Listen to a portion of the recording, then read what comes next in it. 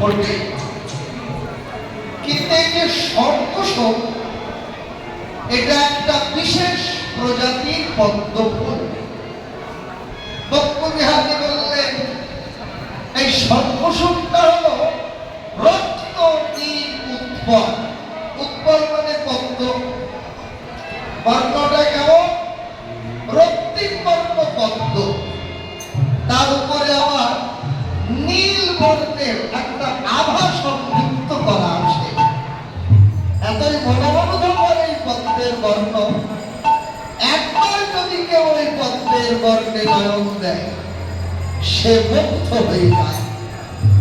এত যে মনোমুগ্ধকারী বর্ণ, ওই শঙ্খশোকের বর্ণ আমার গৌর অঙ্গ বর্ণের নিকটে কোন গভীরে গণনাই করা যায় না।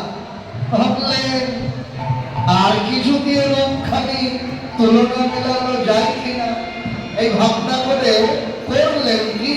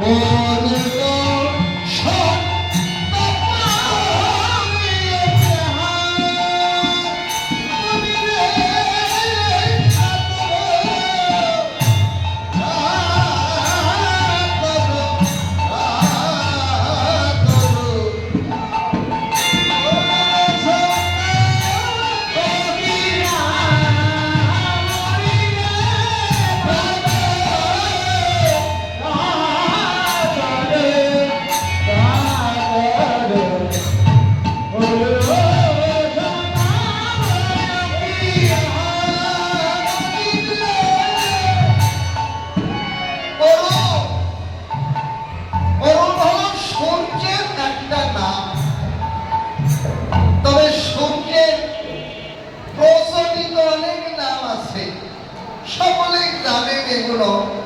দীনমণি, দিবাকর, দীনবন্ধু, কমলবন্ধু, মাতণ্ড, মিহির, অরুণ, ভানু, তপন, ভাস্কর, রবি ইত্যাদি ইত্যাদি। তবে সূর্যের প্রচলিত যত নামই থাকে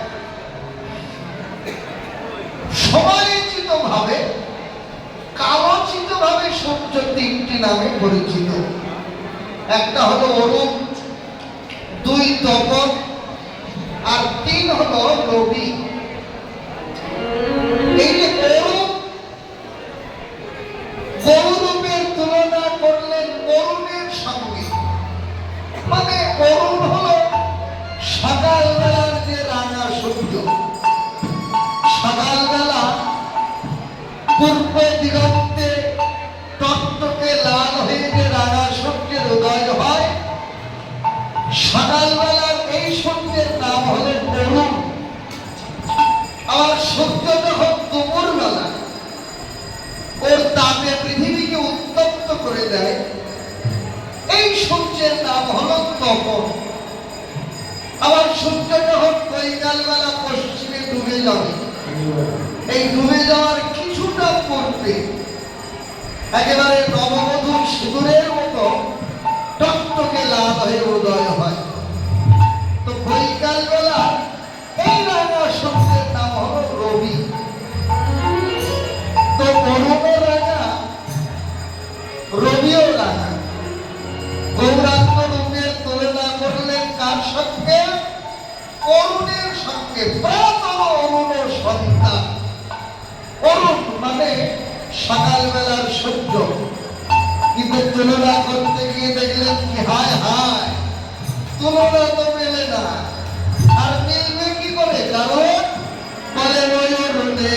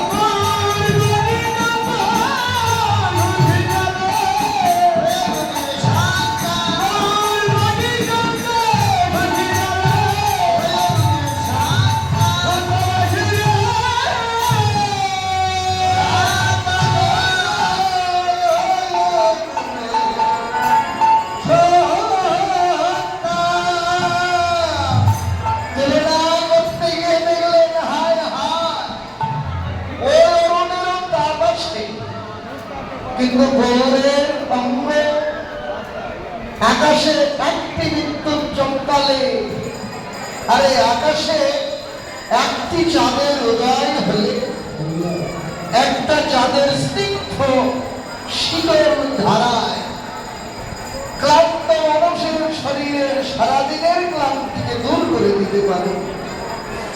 কিন্তু বললেন নাগরীরে, একটি নয়, দুটি নয়, কোটি চন্দ্র যদি একসঙ্গে উদয় হয়, এক চাঁদের আর কত শীতলতা, কোটি চন্দ্রের শীতলতা একত্রিত করলেও আমার গৌরব তার চাইতে আরো শীতল। তুলনা মেলাতে পারছেন না, বড় আবেগ ভরে বলছেন,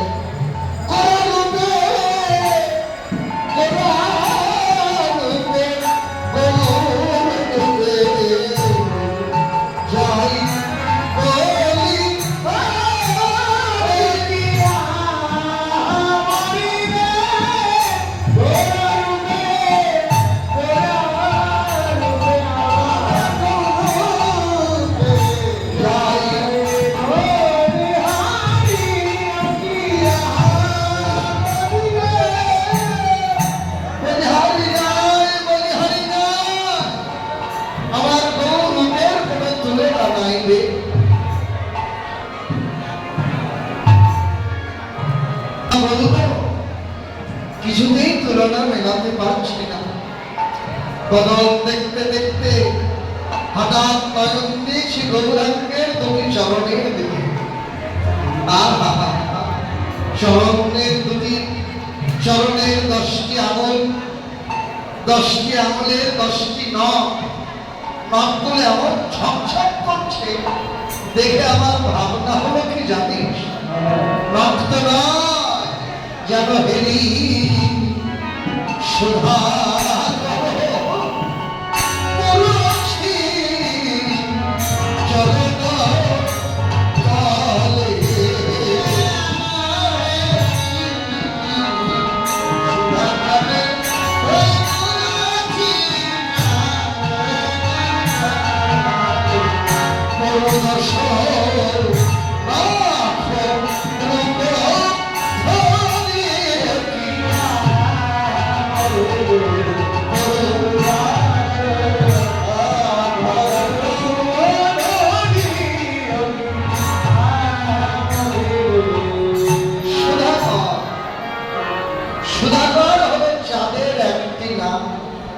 বলেন নাগরীরে, আমার মনে হয়েছে জানিস, গৌরাঙ্গের দুটি চরণ, দুটি চরণের 10টি আঙুল, 10টি আঙুলের 10টি নখ, নখগুলো এমন ঝকঝক করছে, আমার ভাবনা হয়েছে চাঁদ গগন থেকে নয়ন দিয়েছে গৌরাঙ্গ রূপে, গৌরূপে নয়ন দিয়ে গৌরাঙ্গ রূপের এমনই ঝলক লেগেছে চাঁদের গায়ে। চাঁদ গৌর অঙ্গ ছটা লেগে অজ্ঞান হয়ে গেছে, জ্ঞান হারিয়ে ফেলেছে। যদি কেউ অজ্ঞান হয়ে যায়, সে তো আর দাঁড়িয়ে থাকতে পারে না রে। তাই আমার মনে হয়েছে চাঁদ আর গগনে দাঁড়িয়ে থাকতে পারেনি, চাঁদ অজ্ঞান হয়ে পড়ে গেছে মাটিতে। মাটিতে যখন পড়েছে, কঠিন মৃত্তিকার আঘাতে চাঁদ ভেঙে টুকরো টুকরো হয়ে গেছে। আমার মনে হয়েছে শুধু টুকরো টুকরো হয়নি, গৌরের দুটি চরণে গিয়ে 10টি আঙুলের 10টি নখ হয়ে উদয় হয়েছে চাঁদ। তোমার একটু ভেবে বলতে কি রে, ওই চাঁদ যখন গগনে ছিল, তখন চাঁদের বুকে ছিল কালো দাগ, কিন্তু গৌর চরণে উদয় হয়েছে, ওই কালো দাগ তো দেখি না। আবার একটু ভেবে বললেন না, কালো দাগ থাকবে কেন? চাঁদ যখন গগনে ছিল, তখন চাঁদের বুক ভরা ছিল একটা অহংকার। কি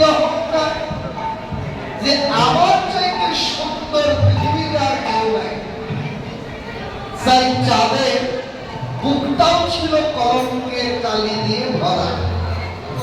মাটিতে যখন পড়ে গেছে সব অহংকার ভেঙে চুরমার হয়ে গেছে। তার উপরে গৌরের চরণে গিয়ে শরণ নিয়েছে, জীবনে কালিমা আর কি থাকতে পারে? তত্ত্ব বললেন এই কথাটার মধ্যে একটা দর্শন তত্ত্ব লুকাই আছে। কি? শুধুই চাঁদের বলে কথা নয়, এই জগতে যে মানুষের বুক যত অহংকারে ভরা, তার জীবন তত কলঙ্ক দিয়ে ভরা। আর যার জীবনে কোনো অহংকারের বালাই নাই, তার জীবনে কোনোদিন কোনো কলঙ্কেরও ভয় নাই। ভাগবত বললেন যেন যেন প্রকারের অহংকার হোক না কেন, ধনের অহংকার হোক, বিদ্যার অহংকার হোক, রূপের অহংকার হোক, খ্যাতি, প্রতিষ্ঠা, যশ, মান, এমনকি ভাগবত একথাও বলেছে যে একজন ভক্তের অন্তরেও যদি এইটুকু পরিমাণ অহংকার থেকে থাকে যে আমি ভগবানের একমাত্র বড় ভক্ত, সেগুলোও ভগবানের কৃপা লাভ হয় না। অহংকার হল ভগবানের কৃপা লাভের অন্তরায়। সহজ কথায় অহংকার দিয়ে ভগবানের কৃপা হয় না। আপনারা জানেন, তবু আস্বাদনের জন্য বলতে হয়, অহংকার দিয়ে যে ভগবানের কৃপা হয় না। দ্রৌপদীর কথা ভেবে দেখে, দ্রৌপদী যেদিন বৈষ্ণব সেবা দিলেন, বৈষ্ণব সেবা পূর্ণ হবে, স্বর্গ থেকে ঘণ্টা ধ্বনি হবে। দ্রৌপদী সমস্ত ভোজন দ্রব্য রসায় করলেন। নিমন্ত্রণ করা হলো মুচিরাম বৈষ্ণবকে। মুচিরাম এসে সেবায় বসলেন। সেবার আয়োজনগুলো সাজিয়ে দেওয়া হলো। সেবায় বসেছেন, সেবা করছেন মুচিরাম। দ্রৌপদীর অন্তর ছাড়া পদার্থ জানালা দিয়ে দেখছেন যে এত বড় বৈষ্ণব যিনি, যার সেবা পূর্ণ হলে স্বর্গের ঘণ্টা বাজবে, সেই বৈষ্ণব কেমন করে সেবা করে?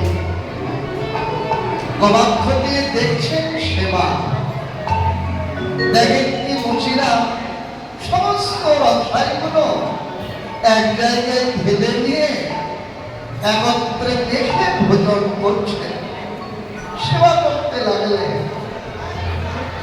এই সেবা দর্শনে দ্রৌপদীর অন্তরে একটু অহংকার জেগে গেল। আইরে, আমি এতটা কষ্ট করে এত কিছু রন্ধন করলাম, আর কোন রন্ধনের কি স্বাদ, একটু আলাদা করে খেয়ে দেখলো না? এই কি পরম বৈষ্ণব হতে পারে? সেবা হয়ে গেল, কিন্তু স্বর্গ থেকে ঘণ্টা ধ্বনি আর হলো না। শ্রীকৃষ্ণকে ডাকলেন, শাখা, বৈষ্ণব সেবা তো দিলাম, কিন্তু স্বর্গের ঘণ্টা ধ্বনি তো হলো না। তাহলে সেবায় কোনো ত্রুটি হয়েছে কি আমার? শ্রীকৃষ্ণ বললেন, আচ্ছা তুমি ভালো করে মনে করে দেখো তো, সেবা দিতে কি অন্তরে কোনো অহংকার করেছ কিনা? দ্রৌপদী ভেবে বললেন, না তো সখা, আমি তো অন্তরে এতটুকু অহংকার করিনি। ভালো করে ভেবে দেখো, একটু ভেবে বলে সে মনে করেছে সখা, অন্তরে কোনো অহংকার করেনি। তবে গবাক্ষ দিয়ে যখন সেবা দর্শন করেছিলাম, তখন আমার অন্তরে একটা কথা জেগেছিল যে এত কষ্ট করে রন্ধন করলাম, এমন পরম বৈষ্ণব যে আমার রন্ধনের কোনটা একটারও স্বাদ গ্রহণ করল না। ভগবান বললেন, তোমার বৈষ্ণব সেবা পূর্ণ হয়নি। উপায় বললেন, পুনরায় আবার রন্ধন করো, আবার বৈষ্ণবকে নিমন্ত্রণ করো, আবার পুনরায় তাকে সেবা দাও, সন্তুষ্ট করো, তবেই স্বর্গ থেকে ঘণ্টাধ্বনি হবে। দেখো, দ্রৌপদীর মতো এমন সতীজনকেও অহংকারের জন্য বৈষ্ণবের কৃপা থেকে বঞ্চিত হতে হয়েছিল। শুধু কি তাই? যদি অহংকার দিয়ে কৃপা হতো, তাহলে ভগবান দুর্যোধনের রাজপ্রাসাদে চর্বচস্য ফেলে দিয়ে বিদুরের কুড়ে ঘরে গিয়ে বিদুরের স্ত্রীর হাতের কলার ছোকরা ভিক্ষা করে গ্রহণ করতেন না। আপনারা জানেন, তবুও আস্বাদন করতে দৃষ্টান্ত তুলে ধরতে হয়। ভগবান শ্রীকৃষ্ণ একদিন দ্বৈত কর্মে নিযুক্ত হলেন, দূতের কর্ম করতে। দূত হয়ে গেলেন দুর্যোধনের রাজপ্রাসাদে সন্ধির প্রস্তাব দিয়ে। দুর্যোধনকে গিয়ে ডেকে বললেন, দাদা,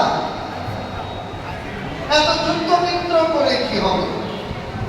এর যে পঞ্চপাণ্ডব 5 ভাইকে তুমি 5টা গ্রাম দিয়ে দাও, 5টা গ্রাম ওরা আলাদা হয়ে থাকবে, তাহলে তোমার রাজ্যে ওদের আর ছায়া পড়বে না, তোমাকে আর যুদ্ধ করতে হবে না, অনর্থক যুদ্ধ হবে, কত লোকের প্রাণ যাবে।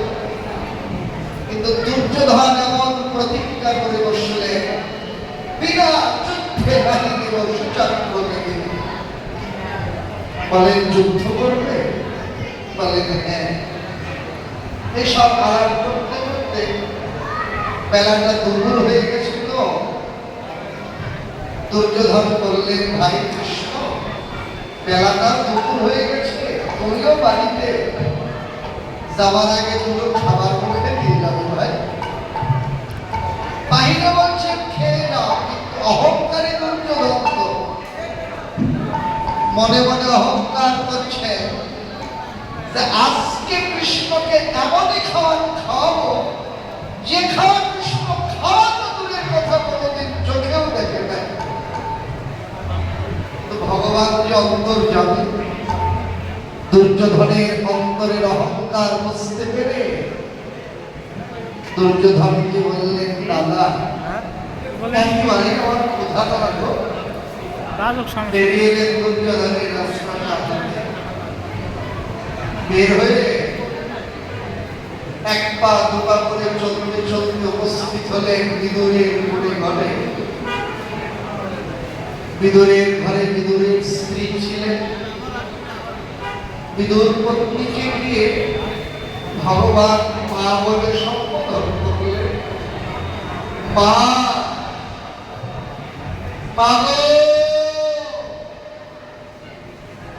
ঘরে তোমার কিছু খাবার থাকলে আমাকে দুটো খেতে দেবে মা? আমি না বড্ড ক্ষুধার্ত হয়ে এসেছি তোমার কাছে। বিদুরের স্ত্রী মনে মনে চিন্তা করছে, ভাই ছেলে বলে কি, সে কিনা অনন্ত কোটি জগৎ ছিলেন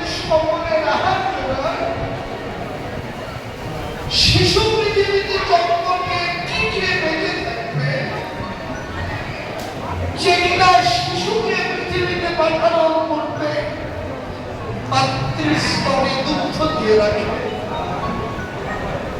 কমলের মধ্যে ছোট্ট ক্ষীরের জন্ম হয়। পদ্ম ফুলের কীটটা কি খেয়ে জীবন ধারণ করবে, সে কিনা ওই ছোট্ট ক্ষীরকে পৃথিবীতে পাঠানো করবে। পদ্ম ফুলের মধ্যে মধু সঞ্চার করে দিয়ে রাখে। আজকে শেষ ছাওয়ার ঘরে খাবার দেখতে। গোবিন্দ বললেন, মা বড্ড ক্ষুধা পেয়েছে, ঘরে কিছু থাকলে একটু দাও আমায় খেতে। বসতে দিয়ে ঘরে গেলেন খাবার খুঁজতে। ঘরে চারদিক খুঁজতে খুঁজতে কৃষ্ণেরই তো ইচ্ছা, কৃষ্ণের ইচ্ছাতে ঘরের কোনায় একটা পাকা কলা পেলেন। কলাটা হাতে পেয়ে এত আনন্দ হলো বিদুরের স্ত্রী, আনন্দে আত্মহারা হয়ে পড়লেন। মনে মনে ভাবছেন, যা ছেলেটার ক্ষুধার সময় পেট ভরে খেতে দিতে না পারি, কিছু অন্তত মুখে দিতে পারবো। আনন্দে কলাটাকে এড়াই ফেলে দেবেন। কলার শ্বাসটুকু এনে ভগবানের মুখে দেবে।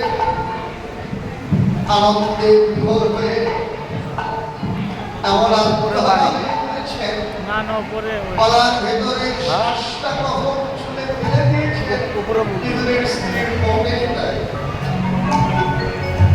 ভেতরের শ্বাসটা ফেলে দিয়ে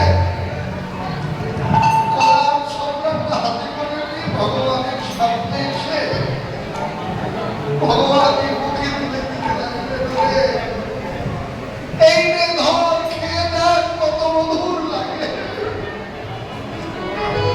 কোথায় ভগবানের ভগবত্তা, কোথায় ঈশ্বরের ঈশ্বরত্ব। বিদুরের স্ত্রীর নাম কলার ছোকরা ভগবান আনন্দে গ্রহণ করতে লাগলেন। এটা থেকে শাস্ত্র শিক্ষা দিলেন যে অহংকার দিয়ে তার কৃপা হয় না। যদি অহংকারে কৃপা হতো, ভগবান দুর্যোধনের চর্পচস্য ছেড়ে বিদুরের স্ত্রীর কলার ছোকরা গ্রহণ করতেন না, বিহারী হতো। তবে চাঁদে যেমন কলঙ্ক আছে, কমলে কাটা আছে, তেমনি মানুষের জীবনে ভালো মন্দ দোষ ছাড়া কোনো মানুষ হয় না। কেউ হয়তো অহংকারে বশীভূত হয়ে যাদের মতো অহংকারে উঁচু আসনে বসে থাকতে পারে, কিন্তু যে যত অহংকারে উঁচু আসনে বসে থাকে না কেন, একদিন না একদিন ভগবান ওই অহংকারী মানুষটাকে যাদের মতোই তার অহংকারের উঁচু আসন থেকে টেনে হেসড়ে মাটিতে ফেলে দেবে। যেদিন মাটিতে পড়ে যাবে, সেদিন তার সব অহংকার ভেঙে চুরমার হয়ে যাবে। সেই দিন আসবে ভগবানের চরণে শরণাগতি। হে গোবিন্দ, তুমি ছাড়া জবাব দিবে না আর কেউ নাই, তুমি ছাড়া দিবে না আর কিছু নাই। নদিয়ার নাগরী বলেন, সজনী ভাবলাম সোনা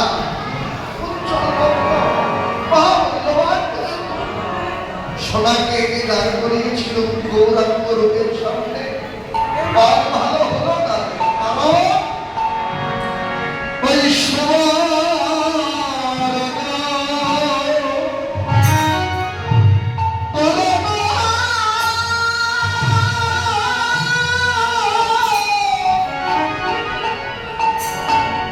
Oh!